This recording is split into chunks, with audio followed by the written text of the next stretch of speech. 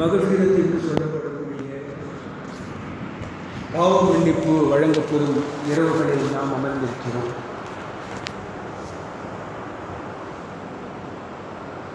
நம் எல்லோருக்கும் இருக்கின்ற ஒரு ஆசை, நான் செய்கின்ற அமல்களை கொண்டு அல்லாஹ் என்னை மன்னிக்க வேண்டும் என்ற ஒரு நீண்ட ஆசை மனதில் இருக்கு, அவசியம் இருக்க வேண்டும்.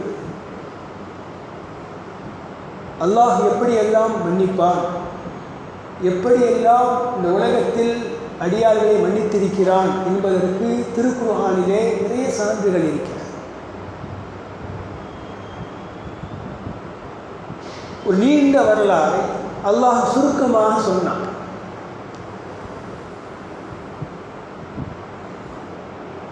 திருக்குர்ஆனிலே நிறைய நபிமார்கள் வரலாறு சொல்லப்பட்டிருக்கிறது.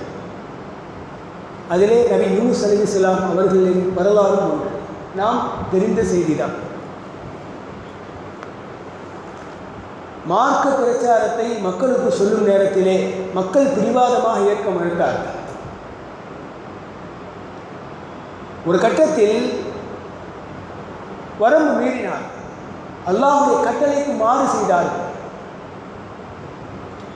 நபிமார்களை பொய்ப்படுத்தினார்கள், இறை தூதர்களை மிரட்டினார்கள், கொலை செய்ய துணிந்தார்கள். அல்லாஹ்வுடைய உத்தரவு வந்தது. அல்லாஹ்வுடைய உத்தரவு எப்படி வந்தது?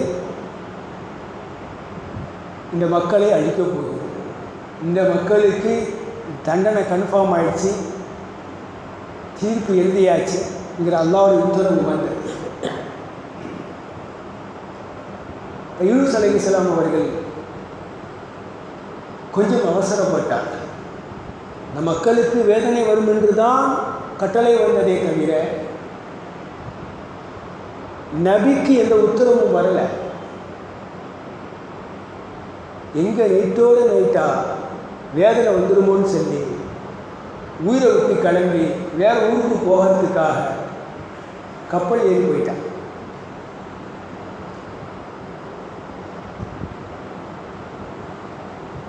கப்பலில் பிரச்சனை, வெயிட் அதிகமாக இருக்கும். யாராவது ஒருத்தர் கீழே இறங்கினா எல்லாரும் உயிர் தப்பிக்கலாம், இல்லைன்னா மொத்தமாக ஊழி போக வேண்டியது தான். யாராவது ஒருத்தர் கடலில் குதிக்க சொல்கிறாங்க, யார் குதிக்கிறது? யாருக்கு மனசு வரும்?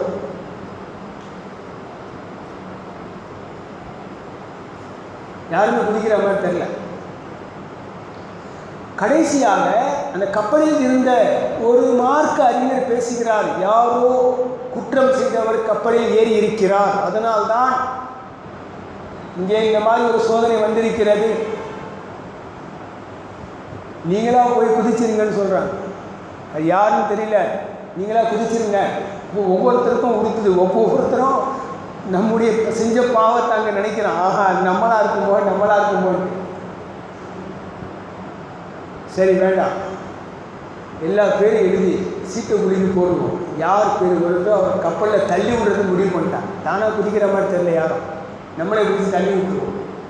சீட்டை எழுதுங்க, சீட்டை எழுதி எல்லா பேரும் எழுதி போட்டு கொடுத்து 3 முறை எடுக்கிறாங்க. 3 முறையும் நம்ம யூனுஸ் அலைஹிஸ்ஸலாம் பேரை வருது, அப்படியே தூக்கி கடலில் போட்டான்.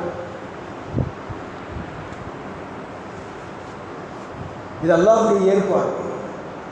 நமக்கு ஒரு படிப்பினை, நபிமார்களுக்கு இப்படிப்பட்ட சோதனை எல்லாம் வந்தது, அவர்கள் வந்தபோது எப்படி அந்த சோதனையிலிருந்து மீண்டார்கள் என்பதற்கு நமக்கு ஒரு படிப்பினை.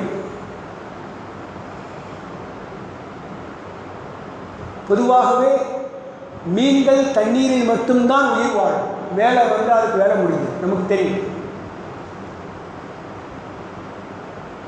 கப்பலில் தூக்கி வீசப்பட்ட பிறகு அழகான முறையிலே ஒரு பெரிய மீன் யூனுஸ் நபியை விழுங்கிய மீன் வயிற்றுக்குள்ளே. எப்படிப்பட்ட சோதனை!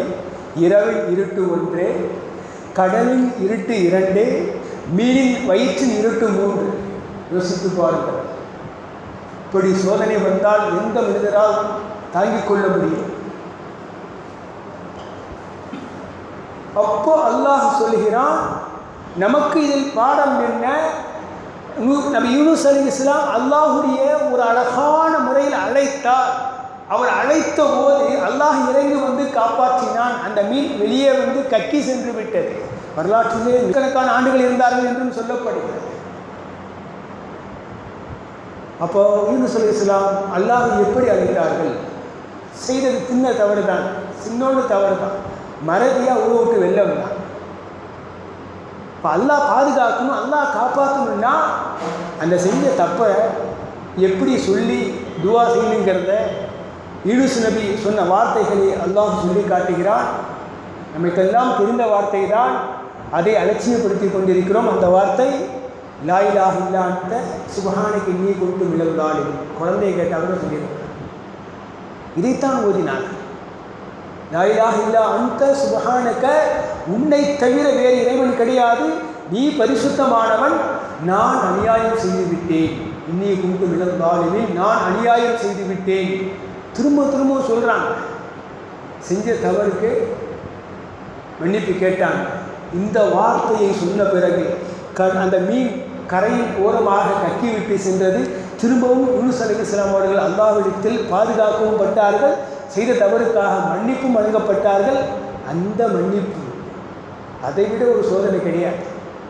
ஆனால் அதை விட பெரும்பாவம் நாம் செய்கிறது, அதை விட பெரிய கஷ்டம் நமக்கு இல்லை. ஆனால் அவங்க செஞ்சதை விட பெரும் பாவம் நாம் செய்வது. இப்போ நமக்கு அல்லாஹ் சொல்கின்ற வாய்ப்பு என்ன? ரசூலுல்லாஹி ஸல்லல்லாஹு அலைஹி வஸல்லம் அவர்கள் சொல்லுவார்கள், அல்லாஹ்வுக்கு பிடித்தமான ஒரு வார்த்தை இருக்கிறது, அந்த வார்த்தையை சொல்லி கேட்டால் அல்லாஹ் உடனே மன்னிப்பான். அந்த வார்த்தை லா இலாஹ இல்லா அன்த சுப்ஹானக இன்னீ குன்து மினல் ஸாலிமீன். இந்த வார்த்தையை கொண்டு மீன் வயிற்றுக்குள் வாழ்ந்து திரும்பவும் பிறவி எடுத்தவர்கள் யூனுஸ் அலைஹிஸ்ஸலாம் அவர்கள் அவ்வளவு மகத்துவம் வாழ்ந்த வார்த்தை. ஆக இந்த கலிமாவை லா இலாஹ இல்லா அன்த சுப்ஹானக இன்னீ குன்து மினல் ஸாலிமீன் என்ற கலிமாவை இந்த 2ஆம் பத்தில் அதிகம் ஓதினால், நாம் அதிகம் ஓதினால் நம்முடைய மன்னிப்பு 100% உறுதியாகும். ஆகவே அல்லாஹ் ரப்புல் ஆலமீன் 2ஆம் பத்திலே நம்மை மன்னிப்பால் உரிமை பெற்றவர்களாக ஆக்கி அருள்வானாக. வாஹிரு தஅவானா வல்ஹம்துலில்லாஹி ரப்பில் ஆலமீன். அஸ்ஸலாமு அலைக்கும் வரஹ்மத்துல்லாஹி வபரகாத்துஹு.